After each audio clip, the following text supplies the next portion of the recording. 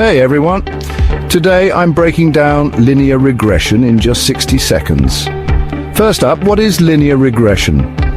It's a method to model the relationship between two variables by fitting a linear equation to observed data. Think of it as finding the best fit line through a scatter plot of your data points. Now, let's get into the basics.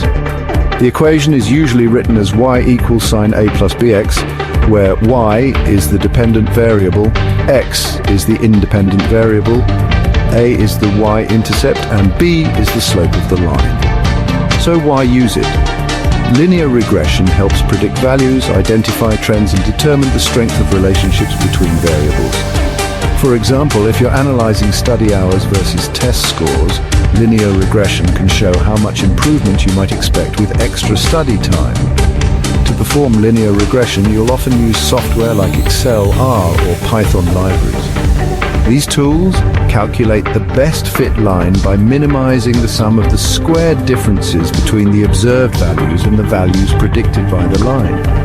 Remember, correlation does not imply causation. Just because two variables have a linear relationship, it doesn't mean one causes the other. And that's linear regression in a nutshell.